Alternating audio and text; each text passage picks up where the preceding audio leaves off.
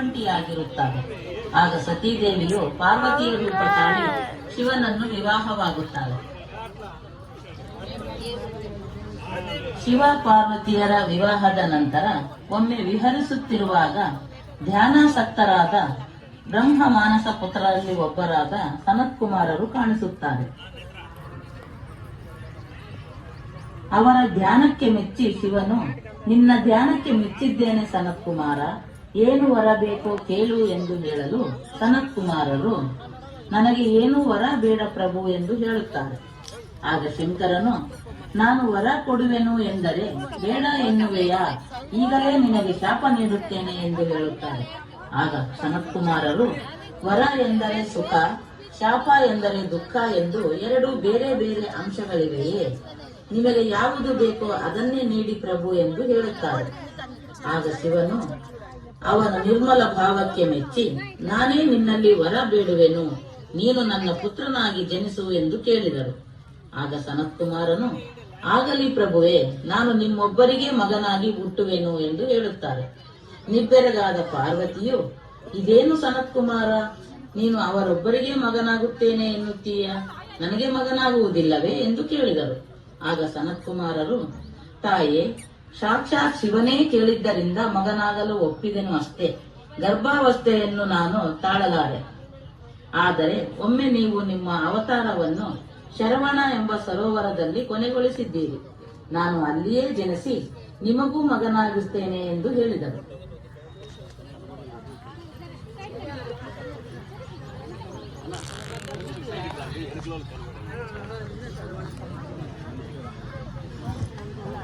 ಒಮ್ಮೆ ತಾರಕಾಸುರನೆಂಬ ರಾಕ್ಷಸನು ವರವನ್ನು ಪಡೆಯಲು ಬ್ರಹ್ಮದೇವರ ಕುರಿತು ತಪಸ್ಸು ಮಾಡುತ್ತಿರುತ್ತಾನೆ. ಅವನ ಘೋರ ತಪಸ್ಸಿಗೆ ಮೆಚ್ಚಿ ಬ್ರಹ್ಮದೇವರು ಪ್ರತ್ಯಕ್ಷರಾಗಿ, ವತ್ಸ, ಏನು ವರ ಬೇಕು ಕೇಳು ಎನ್ನುತ್ತಾರೆ. ಆಗ ತಾರಕಾಸುರನು ತನ್ನೊಳಗೆ ತಾನು ಯೋಚಿಸಿ, ಶಿವನೊಬ್ಬನಿಗೆ ಹೇಗೆ ತಾನೇ ಸಂತಾನವಾಗುವುದು ಎಂದು ಶಿವನೊಬ್ಬನ ತೇಜಸ್ಸಿನಿಂದ ಹುಟ್ಟಿದ 7 ವರ್ಷದ ಮಗನಿಂದಲೇ ನನಗೆ ಮರಣ ಸಂಭವಿಸಬೇಕು ಎಂದು ಹೇಳುತ್ತಾನೆ. ಆಗ ಬ್ರಹ್ಮನು ತಥಾಸ್ತು ಎಂದು ಹೇಳಿ ಅಂತರ್ಧಾನರಾಗುತ್ತಾರೆ. ಬ್ರಹ್ಮನಿಂದ ವರ ಪಡೆದ ತಾರಕಾಸುರನು ಸಾವನ್ನು ಜಯಿಸಿದ್ದೇನೆ ಎಂದು ತಿಳಿಯುತ್ತಾ ದರ್ಪದಿಂದ ಹಿಂಸಾಕೃತ್ಯಗಳಲ್ಲಿ ತೊಡಗುತ್ತಾನೆ. ಇಂದ್ರಾದಿ ದೇವತೆಗಳ ಮೇಲೆ ದುಷ್ಕೃತ್ಯಗಳನ್ನು ಎಸಗುತ್ತಾನೆ.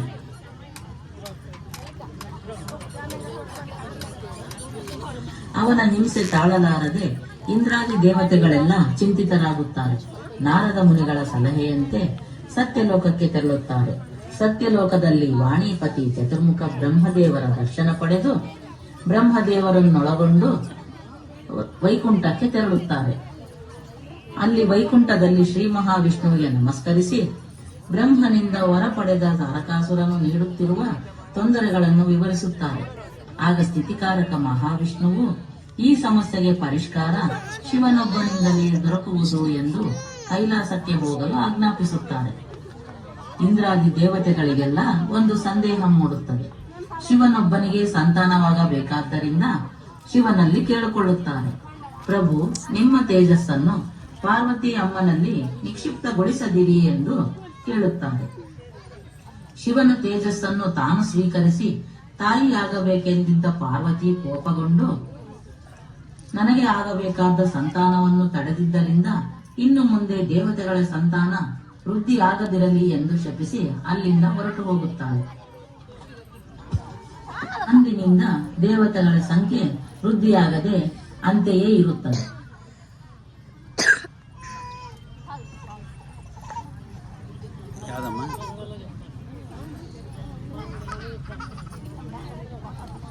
ನಂತರ ದೇವತೆಗಳ ಪ್ರಾರ್ಥನೆಯನ್ನು ಆಲಿಸಿದ ಶಂಕರನು, ಈಗಾಗಲೇ ನನ್ನ ತೇಜಸ್ಸು ಹೃದಯ ಸ್ಥಾನದಿಂದ ಹೊರಬಂದಿರುವುದರಿಂದ ಅದನ್ನು ಸ್ವೀಕರಿಸಲು ಯಾರಾದರೂ ಇದ್ದರೆ ಮುಂದೆ ಬನ್ನಿ ಎಂದು ಕರೆಯುತ್ತಾರೆ.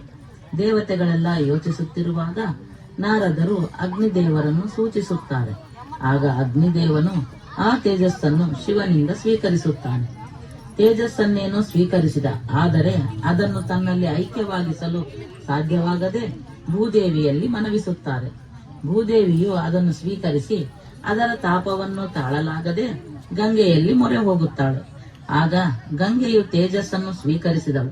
ಎಲ್ಲವನ್ನೂ ಶಾಂತಗೊಳಿಸುವ ಗಂಗೆಗೂ ಅದು ಅಸಹನೀಯವಾಗಿ ಗಂಗೆಯು ಆ ತೇಜಸ್ಸನ್ನು ಹಿಮಾಲಯ ಪರ್ವತಗಳ ಬಳಿ ಇರುವ ಶರವಣ ಎಂಬ ಸರೋವರದಲ್ಲಿ ತ್ಯಜಿಸುತ್ತಾಳೆ.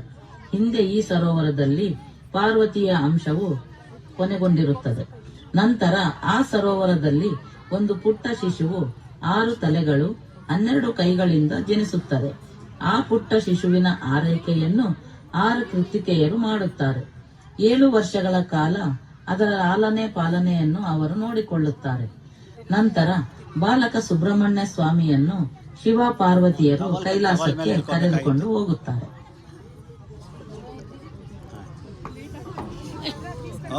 ಕಮಲ ಹೋಗಿ.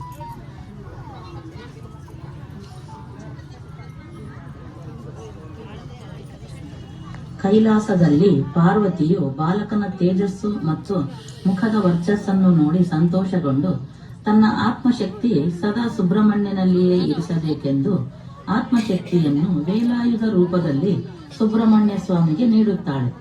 ಮತ್ತೆ ಪಾರ್ವತಿಯು ಶರಣೆಂದು ಬಂದವರನ್ನು ಸಂಹರಿಸಬೇಡ, ಹಾಗೆ ದುಷ್ಟರನ್ನು ಸಂಹರಿಸಿ ಲೋಕ ಕಲ್ಯಾಣ ಮಾಡು ಎಂದು ಹೇಳುತ್ತಾಳೆ. ನಂತರ ತಾರಕಾಸುರನ ಸಹೋದರನಾದ ಸುರಪದ್ಮನು ಸುಬ್ರಹ್ಮಣ್ಯನೊಂದಿಗೆ ಹೋರಾಟಕ್ಕೆ ಇಳಿಯುತ್ತಾನೆ. ಆ ಹೋರಾಟದಲ್ಲಿ ಸುರಪದ್ಮನು ಪರಾಭವ ಹೊಂದಿ ಸುಬ್ರಹ್ಮಣ್ಯನಲ್ಲಿ ಶರಣು ಬೇಡುತ್ತಾನೆ. ನಾನು ಸದಾ ನಿಮ್ಮೊಂದಿಗೆ ನಿಮ್ಮ ಸೇವೆ ಮಾಡಲು ಇಚ್ಛಿಸುತ್ತೇನೆ ಎಂದು ಕೇಳುತ್ತಾನೆ. ಆಗ ಸುಬ್ರಹ್ಮಣ್ಯನು ತನಗೆ ವಾಹನವಾಗಿರುವಂತೆ ತಿಳಿಸಿ ಮಯೂರ ರೂಪ ತಾಳಲು ಹೇಳುತ್ತಾನೆ. ಅಂದಿನಿಂದ ಸುಬ್ರಹ್ಮಣ್ಯ ಸ್ವಾಮಿಯ ವಾಹನ ಮಯೂರವಾಗುತ್ತದೆ. ಸುಬ್ರಹ್ಮಣ್ಯ ಸ್ವಾಮಿಯ ಜನನವೇ ತಾರಕಾಸುರನನ್ನು ಸಂಹರಿಸುವುದಾಗಿದೆ. ಆದ್ದರಿಂದ ಸುಬ್ರಹ್ಮಣ್ಯ ಸ್ವಾಮಿಯನ್ನು ದೇವ ಸೈನ್ಯಕ್ಕೆ ಸೇನಾಧಿಪತಿಯನ್ನಾಗಿ ನೇಮಿಸುತ್ತಾರೆ. ನಂತರ ದೇವತೆಗಳೆಲ್ಲ ಸುಬ್ರಹ್ಮಣ್ಯ ಸ್ವಾಮಿಯೊಂದಿಗೆ ಯುದ್ಧರಂಗಕ್ಕೆ ಬರುತ್ತಾರೆ. ಅಲ್ಲಿ ದೇವತೆಗಳೇ, ನೀವೆಲ್ಲರೂ ಸುಬ್ರಹ್ಮಣ್ಯ ಸ್ವಾಮಿಗೆ ಬೆಂಬಲವಾಗಿ ನಿಂತು ಕುಮಾರನನ್ನು ಮುಂದೆ ಬಿಟ್ಟು ಯುದ್ಧ ಮಾಡಿ ಎಂದು ಆಕಾಶವಾಣಿ ಆಗುತ್ತದೆ. ನಂತರ ತಾರಕಾಸುರನಿಗೂ ಸುಬ್ರಹ್ಮಣ್ಯ ಸ್ವಾಮಿಗೂ 10 ವರ್ಷಗಳ ಕಾಲ ದೀರ್ಘ ಘನಘೋರ ಯುದ್ಧ ನಡೆಯುತ್ತದೆ. ಈ ಯುದ್ಧದಲ್ಲಿ ಸುಬ್ರಹ್ಮಣ್ಯ ಸ್ವಾಮಿಯು ಪಾರ್ವತೀ ದೇವಿಯ ಶಕ್ತಿ ಸ್ವರೂಪ ವೇಲಾಯುಧದಿಂದ ತಾರಕಾಸುರನನ್ನು ಸಂಹರಿಸುತ್ತಾನೆ. ಹೀಗೆ ತಾರಕಾಸುರನ ಸಂಹಾರವಾಗುತ್ತದೆ.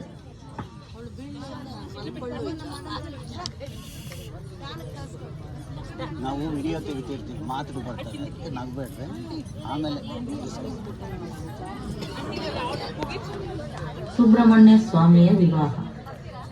ತಾರಕಾಸುರನ ಸಂಹಾರದಿಂದ ದೇವತೆಗಳೆಲ್ಲ ಸಂತೋಷಗೊಳ್ಳುತ್ತಾರೆ. ಆಗ ದೇವೇಂದ್ರನು ತನ್ನ ಸಾಕು ಮಗಳಾದ ದೇವಸೇನೆಯನ್ನು ಸುಬ್ರಹ್ಮಣ್ಯ ಸ್ವಾಮಿಗೆ ಕೊಟ್ಟು ವಿವಾಹ ಮಾಡಿಸುತ್ತಾನೆ. ತಾರಕಾಸುರನ ಸಂಹಾರದವರೆಗೂ ಸುಬ್ರಹ್ಮಣ್ಯ ಸ್ವಾಮಿಯು ಕುಮಾರ ರೂಪದಲ್ಲಿ ಇರುತ್ತಾರೆ. ನಂತರ ನಾಗಕನ್ಯೆಯಾದ ವಲ್ಲಿಯನ್ನು ವಿವಾಹವಾಗಲು ಸ್ವಾಮಿಯೂ ಸರ್ಪರೂಪ ತಾಳುತ್ತಾರೆ. ಹೀಗೆ ಸುಬ್ರಹ್ಮಣ್ಯ ಮತ್ತು ದೇವಸೇನಾ ವಲ್ಲಿಯರ ಕಲ್ಯಾಣವಾಗುತ್ತದೆ.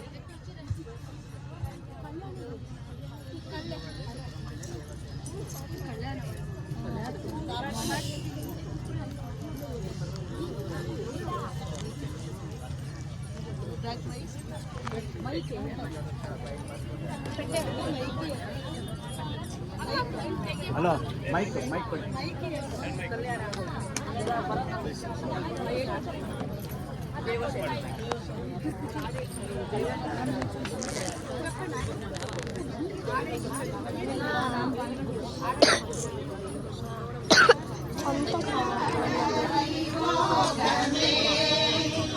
శ్రీ సుబ్రహ్మణ్యుని కళ్యాణమే, శ్రీవల్లి దేవసేన కళ్యాణమే, మంగళధారణ శుభమూర్తమే, కళ్యాణ వైభోగమే. మరులెల్ల మరుమల్ల విరిమాలగా, ముత్యాలు రతనాలు తలబ్రాలుగా, మరులెల్ల మరుమల్ల విరిమాలగా, ముత్యాలు రతనాలు తలబ్రాలుగా, హృదయాల నాదాలే వేదాలు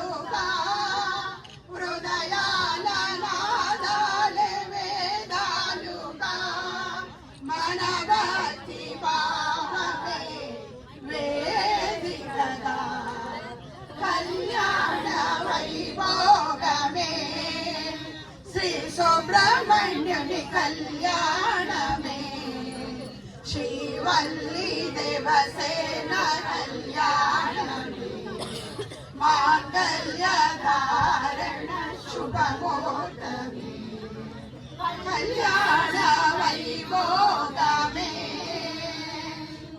कलिजामो कोलिजामो कलीजगा शरणंटु वेडामो सुकुमारने कलिजामो कोलिजामो कलीजगा शरणंटु वेडामो सुकुमारने नीवुंडे इल्ले कैलासमे नीवुंडे इल्ले कैलासमे इललोन वेलसिन वैकुंठमे कल्याण वैभोगमे श्री सुब्रह्मण्य कल्याण में श्रीवल्ली देवसेना कल्याण में मांगल्य धारण शुभ मुहूर्त में कल्याण वैभोग में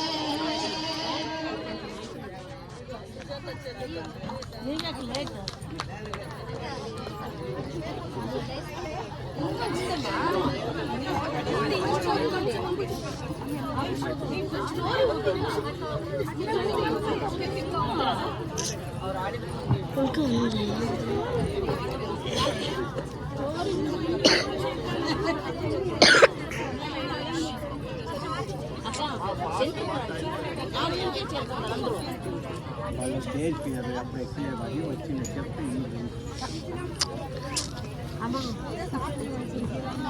వీళ్ళు ఇట్లా వస్తారా ఇప్పుడు మళ్ళీ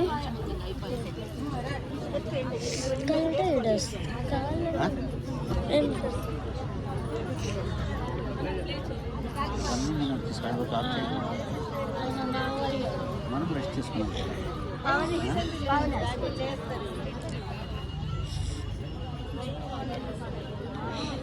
ಕರ್ನಾಟಕದ 3 ಪ್ರಸಿದ್ಧ ಸುಬ್ರಹ್ಮಣ್ಯ ಸ್ವಾಮಿಯ ಕ್ಷೇತ್ರಗಳು. ಮೊದಲನೆಯದು ಆದಿ ಸುಬ್ರಹ್ಮಣ್ಯ ಕ್ಷೇತ್ರ. ಕುಕ್ಕೆ ಸುಬ್ರಹ್ಮಣ್ಯ ಅಂತಲೂ ಕರೆಯುತ್ತಾರೆ. ಕುಮಾರ ಪರ್ವತದ ಮೇಲೆ ಕುಮಾರಧಾರ ನದಿಯ ತೀರದಲ್ಲಿ ಹುತ್ತ ರೂಪದಲ್ಲಿ ಆದಿಯಾಗಿ ನೆಲೆಸಿರುವುದರಿಂದ ಆದಿ ಸುಬ್ರಹ್ಮಣ್ಯ ಎಂದು ಪ್ರತೀತಿ ಇದೆ. ಕುಮಾರಧಾರ ನದಿಯಲ್ಲಿ ಮಿಂದು ಸ್ವಾಮಿಯ ದರ್ಶನ ಮಾಡಿದರೆ ಚರ್ಮ ವ್ಯಾಧಿ ಮತ್ತು ಸರ್ಪದೋಷ ನಿವಾರಣೆಯಾಗುತ್ತದೆ. ಎರಡನೆಯದು ಮಧ್ಯ ಸುಬ್ರಹ್ಮಣ್ಯ. ಈ ಕ್ಷೇತ್ರಕ್ಕೆ ಘಾಟಿ ಸುಬ್ರಹ್ಮಣ್ಯ ಎನ್ನುತ್ತಾರೆ. ಇಲ್ಲಿ ಘಟಿಕಾಸುರನೆಂಬ ಅಸುರನನ್ನು ಕೊಂದಿದ್ದರಿಂದ ಘಾಟಿ ಎಂಬ ಹೆಸರು ಬಂದಿರುವುದು. ಇಲ್ಲಿ ಸುಬ್ರಹ್ಮಣ್ಯ ಸ್ವಾಮಿಯು ಸ್ವಯಂಭುವಾಗಿದ್ದು 6 ಹೆಡೆಗಳನ್ನು ಹೊಂದಿದ ನಾಗರೂಪದಲ್ಲಿರುತ್ತಾರೆ. ಇಲ್ಲಿ ವಿಷ್ಣುವಿನ 4ನೇ ಅವತಾರವಾದ ನರಸಿಂಹ ಸ್ವಾಮಿಯು ಗರುಡನಿಂದ ಸರ್ಪ ರೂಪದಲ್ಲಿರುವ ಸುಬ್ರಹ್ಮಣ್ಯ ಸ್ವಾಮಿಯನ್ನು ರಕ್ಷಿಸಲು ನೆಲೆಸಿದ್ದಾರೆ. ಮೂರನೆಯದು ಹಾಗೂ ಕೊನೆಯದು ಅಂತ್ಯ ಸುಬ್ರಹ್ಮಣ್ಯ. ನಾಗಲ ಮಡಿಕೆ. ನಾಗಲ ಮಡಿಕೆ ಎಂದು ಹೆಸರು ಬರಲು ಕಾರಣ ಸಕಾಲಕ್ಕೆ ಮಳೆ ಬಾರದೆ ಕೆರೆಯು ಬತ್ತಿ ಹೋಗಿದ್ದರಿಂದ ಒಬ್ಬ ರೈತನು ವ್ಯವಸಾಯ ಮಾಡಲು ಭೂಮಿಯನ್ನು ಅಣಿ ಮಾಡಲು ಮುಂದಾಗುತ್ತಾನೆ. ಆಗ ಭೂಮಿಯನ್ನು ಅಗೆಯುವ ಮಡಿಕೆ ಎಂಬ ಸಾಧನವು ಮುಂದೆ ಚಲಿಸದೆ ಒಂದು ಕಡೆ ನಿಲ್ಲುತ್ತದೆ. ಅಲ್ಲಿ ಏನಿರಬಹುದೆಂದು ರೈತನು ಕುತೂಹಲದಿಂದ ಅಗೆಯಲು ಮುಂದಾಗುತ್ತಾನೆ. ಆಗ ಅಲ್ಲಿ ಸ್ವಾಮಿಯ ಶಿಲಾ ವಿಗ್ರಹ ದೊರೆಯುತ್ತದೆ. ಆ ವಿಗ್ರಹವನ್ನೇ ತಂದು ಪ್ರತಿಷ್ಠಾಪಿಸುತ್ತಾರೆ. ಅಂದಿನಿಂದ ಈ ಗ್ರಾಮಕ್ಕೆ ನಾಗಲ ಮಡಿಕೆ ಎಂಬ ಹೆಸರು ಬರುತ್ತದೆ. ಇಂದಿಗೂ ಆ ಶಿಲಾ ವಿಗ್ರಹಕ್ಕೆ ನಿತ್ಯ ಪೂಜೆಗಳು ಜರುಗುತ್ತಾ ಇವೆ.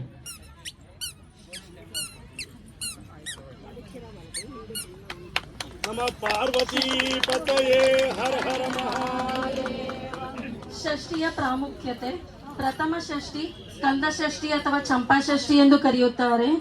ಇದು ಸುಬ್ರಹ್ಮಣ್ಯ ಸ್ವಾಮಿಯ ಜನನದ ದಿನವಾದ್ದರಿಂದ ಅದನ್ನು ಆಚರಿಸುತ್ತಾರೆ ಮತ್ತು ಕುಕ್ಕೆಯಲ್ಲಿ ಉತ್ಸವವಿರುತ್ತದೆ. ದ್ವಿತೀಯ ಶ್ರೇಷ್ಠಿ, ತುಳುವು ಶ್ರೇಷ್ಠಿ ಸುಬ್ರಹ್ಮಣ್ಯ ಸ್ವಾಮಿಯನ್ನು ಸೇನಾಧಿಪತಿಯಾಗಿಸಿದ್ದರಿಂದ ಆಚರಿಸುತ್ತಾರೆ. ಇದು ನಾಗಲ್ಮಡಿಕೆಯಲ್ಲಿ ಉತ್ಸವ ನಡೆಯುತ್ತದೆ. ಮತ್ತೆ ತೃತೀಯ ಷಷ್ಠಿ ಕುಮಾರ ಷಷ್ಠಿ ಅಂತಲೂ ಕರೆಯುತ್ತಾರೆ. ಇದು ತಾರಕಾಸುರನ ಸಂಹಾರದ ದಿನದಂದು ಆಚರಿಸುತ್ತಾರೆ ಮತ್ತು ಇಲ್ಲಿ ಘಾಟಿಯಲ್ಲಿ ಉತ್ಸವ ನಡೆಯುತ್ತದೆ. ಸುಬ್ರಹ್ಮಣ್ಯ ಸ್ವಾಮಿಯ ನಾಮಗಳು ಮತ್ತು ಅದರ ಹೆಸರು ಬರಲು ಕಾರಣವನ್ನು ನೋಡೋಣ. ಪ್ರಥಮವಾಗಿ ಕಾರ್ತಿಕೇಯ. 6 ಜನ ಕೃತಿಕೆಯರಿಂದ ಪೋಷಿಸಲ್ಪಟ್ಟಿದ್ದರಿಂದ ಕಾರ್ತಿಕೇಯ ಎನ್ನುವ ಹೆಸರು ಬಂದಿತು. ಶರವಣ ಭವ. ಶರವಣ ಎಂಬ ಸರೋವರದಿಂದ ಸಂಭವಿಸಿದ್ದರಿಂದ ಶರವಣ ಭವ ಎನ್ನುವ ಹೆಸರು ಬಂದಿತು. ಸ್ಕಂದ. ಶಿವನ ತೇಜಸ್ಸಿನಿಂದ ಸ್ಥಳನವಾದ್ದರಿಂದ ಸ್ಕಂದ ಎಂದು ಹೆಸರು ಬಂದಿದೆ. ಷಣ್ಮುಖ. ಜನನದಿಂದಲೇ 6 ತಲೆಗಳುಳ್ಳದ್ದರಿಂದ ಷಣ್ಮುಖ ಎಂದು ಕರೆಯುತ್ತಾರೆ. ಗಾಂಗೇಯ. ಗಂಗಾ ನದಿಯಿಂದ ಧಾರಣೆಗೊಳಗಾಗಿದ್ದರಿಂದ ಗಾಂಗೇಯ ಎಂದು ಹೆಸರು ಬಂದಿದೆ. ಬಹ್ನಿಗರ್ಭ ಅಥವಾ ಅಗ್ನಿ ಸಂಭವ. ಅಗ್ನಿಯು ಸ್ವೀಕರಿಸಿದ್ದರಿಂದ ಈ ಹೆಸರು ಬಂದಿದೆ. ಕ್ರೌಂಚ ಧಾರಣ. ಕ್ರೌಂಚ ಪರ್ವತವನ್ನು ಭೇದಿಸಿದ್ದ ಕಾರಣ ಈ ಹೆಸರು ಬಂದಿದೆ. ಶಿಖಿವಾಹನಾಯ. ನವಿಲನ್ನು ವಾಹನವಾಗಿಸಿಕೊಂಡಿದ್ದರಿಂದ ಈ ಹೆಸರು ಬಂದಿದೆ. ಶಕ್ತಿಧರಾಯ. ಪಾರ್ವತಿಯ ಆತ್ಮಶಕ್ತಿಯನ್ನು ಆಯುಧವಾಗಿಸಿಕೊಂಡಿದ್ದರಿಂದ ಈ ಹೆಸರು ಬಂದಿದೆ. ಸುಬ್ರಹ್ಮಣ್ಯ ಸ್ವಾಮಿಯು ನಮ್ಮಲ್ಲಿ ಕುಂಡಲಿನಿ ಶಕ್ತಿಯನ್ನು ಪ್ರತಿನಿಧಿಸುತ್ತಾರೆ. ದೇವಸೇನೆಯು ಕ್ರಿಯಾಶಕ್ತಿ, ವಲ್ಲಿಯು ಇಚ್ಛಾಶಕ್ತಿ ಹಾಗೂ ಸುಬ್ರಹ್ಮಣ್ಯ ಸ್ವಾಮಿಯು ಜ್ಞಾನ ಶಕ್ತಿಯನ್ನು ಪ್ರತಿನಿಧಿಸುತ್ತಾರೆ. ಈ ನಾಟಕವನ್ನು ನೋಡಿದ ಎಲ್ಲರಿಗೂ, ಮಾಡಿದವರಿಗೂ, ಕೇಳಿದವರಿಗೂ ಸುಬ್ರಹ್ಮಣ್ಯ ಸ್ವಾಮಿ ಒಳ್ಳೆಯ ದೀರ್ಘ ಆಯುಷ್ಯ ಕೊಡ್ಲಿ ಅಂತ ಕೇಳ್ಕೊಂತೀವಿ.